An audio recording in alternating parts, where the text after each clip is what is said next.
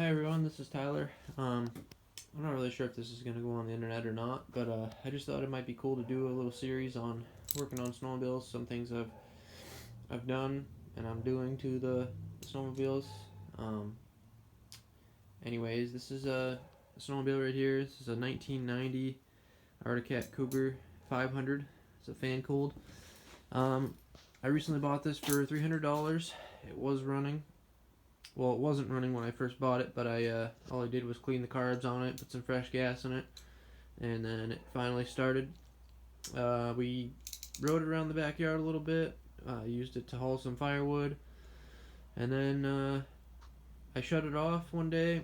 The next day I went back up. It was the first snowstorm of December 2022 would be, because today is January 4th, 2023, so that was like the first big snowstorm we got up in Milton and around there. But ended up shutting it off. Next day I went up there to, or actually I had an issue with it that day when I was riding it. It just kind of shut off on me while I was riding it, and then ended up just being the gas, because I tilted the back end up on a big cinder block, and the gas rushed to the front of the tank into the carburetors. Finally got it to start, and I drove it, and I parked it to where, or I drove it to where I wanted to park it for the night.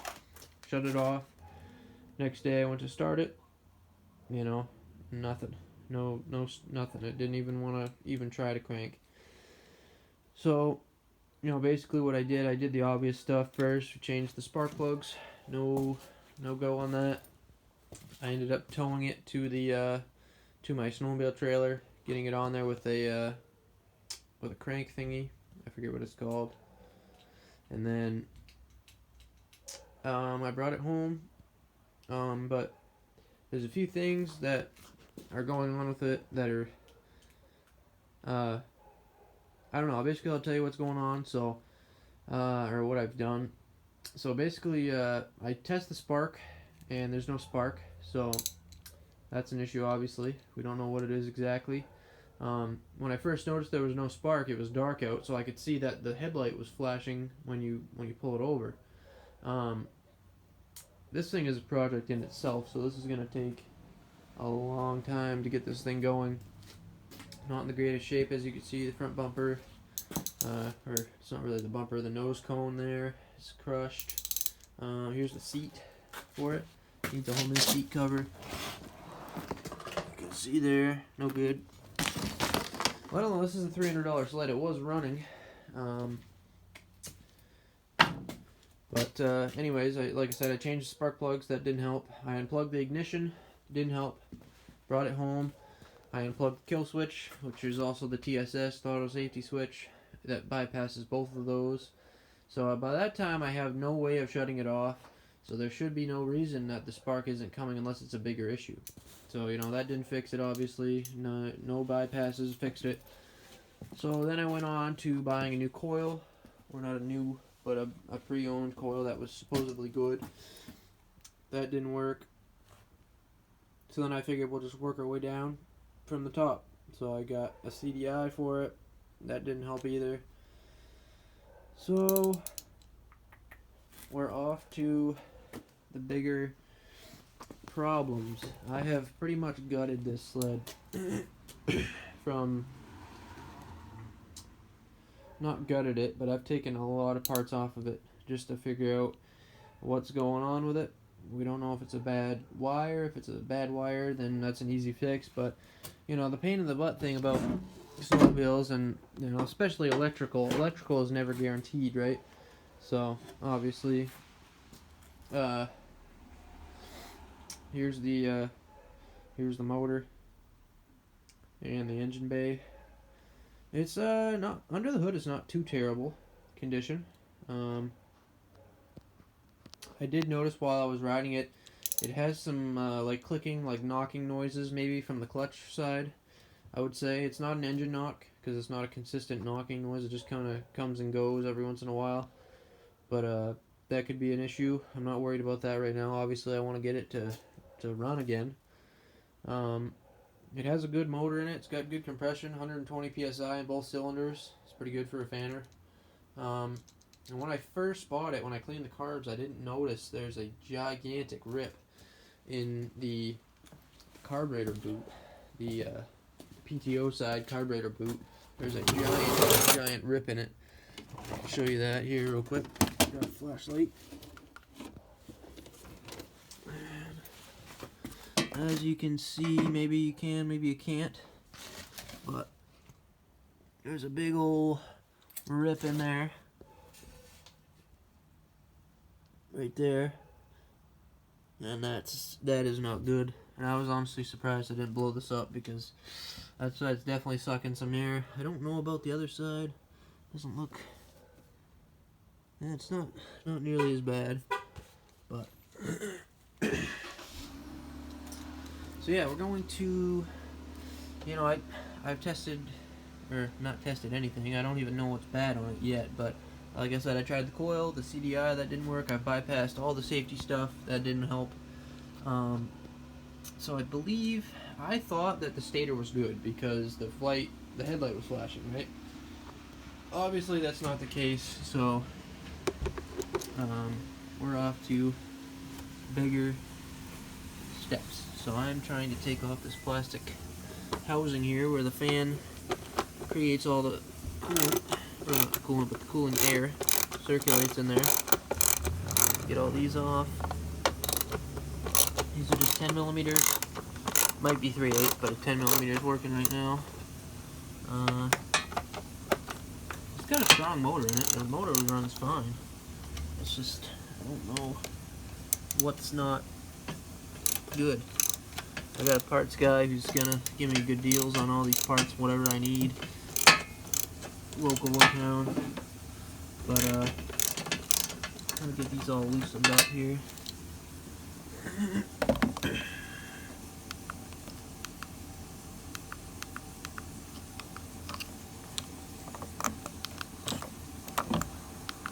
Shut the flashlight off, don't need that anymore. Yep, this is the coil that's that came with the sled, the one that's on it. I can't get the coil off because this little insert in the airbox is stripped out inside the plastic there. This one's fine, that one not so much. So probably gonna have to replace the airbox, which, you know, it's kind of looking pretty crappy anyways. Might want to replace that. So yeah, it's definitely some things to take into consideration for sure. And I can tell you the clutch is definitely in need of some work. Most likely you can see the weights are all wiggly. That's not good, obviously. Oh yeah, I think this clutch is smoked, but it's definitely something that needs to be looked into. Needs new intake boots from the carbs, or I mean from the airbox, definitely, as you can tell. So I would say by the time I'm done fully through with this thing, it's gonna be pretty much a full restoration on this thing here, which kind of sucks because I don't really want to put that kind of money into it. It does have a different set of skis on it than stock. It has a pair of skis that would be on probably off a ZR2 chassis, or, you know, anything from mid to late 90s sleds. This is an early 90s sled, 1990 obviously.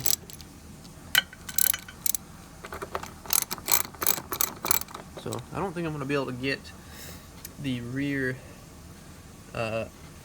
plastic piece off the shroud, but that's only because of the exhaust, or the manifolds there. The carburetor boots, intake boots, but I don't know. I don't even know about the front. Or actually, yeah, I can get the front off. Okay. Okay, let's see. It's gonna be a longer video. I don't know, like I said, if this is even gonna go, so I might just be talking to myself for no reason. I might not even put this on the internet. But let's see what happens.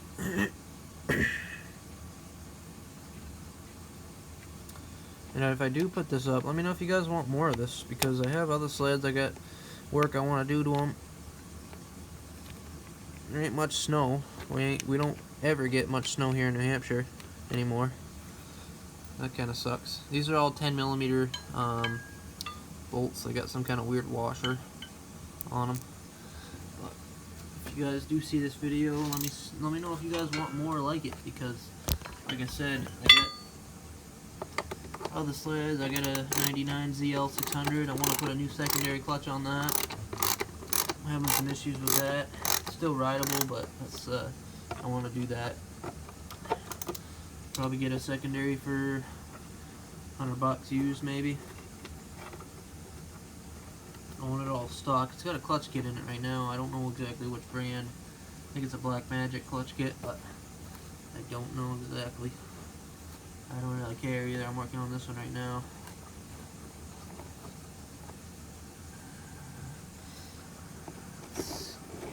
One more, and I think we got the front off. Yep. Okay. There's the front. Alrighty. Take a look at this thing. That's obviously the front. Let's see.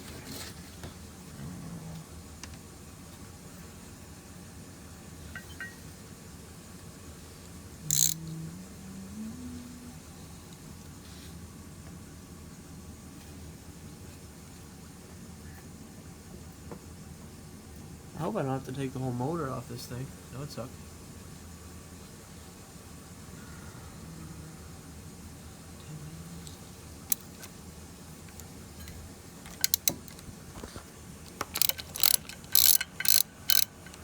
I don't have a clutch puller for this exact model. I've got one for my ZL, but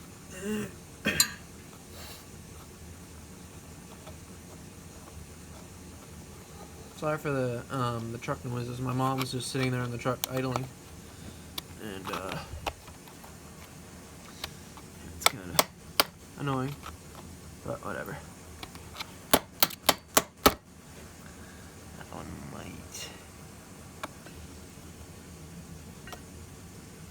I think I'm just gonna leave that one there like that. I don't know if that's some kind of other kind of washer or not, but.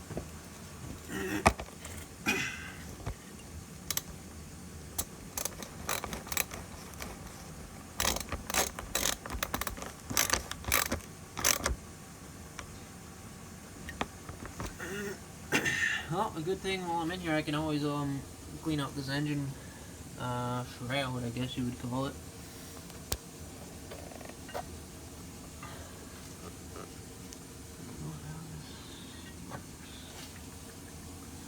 If anybody knows how that other side comes off, let me know.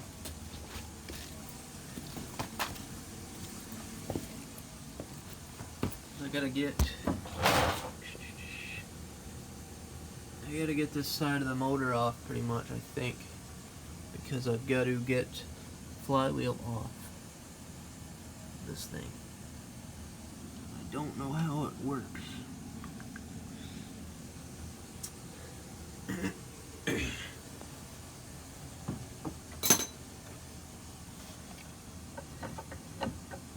I mean, it could be the magneto too. I don't think it is, but it's definitely a possibility that could be. I don't think it is, but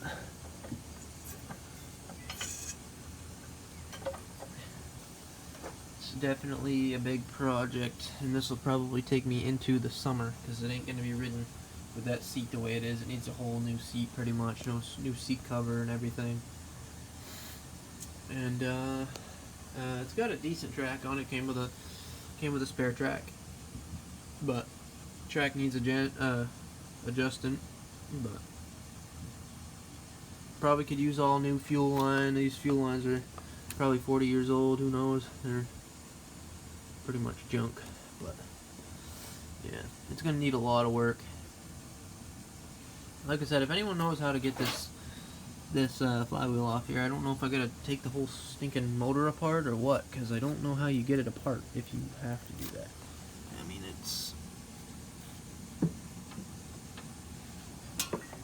I don't don't think it will come apart. Maybe it just slides in at an angle. I don't know.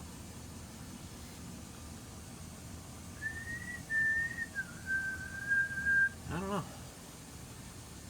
Maybe I'll ask my parts guy. He'll know probably. He's probably done this before, most likely. But anyways, thanks for watching today's video. I'm not sure, like I said, if it's gonna go up or not, but it might not. If you guys see it, let me know what you think, and I'll get back to you with another video of this thing for sure. Anyways, bye.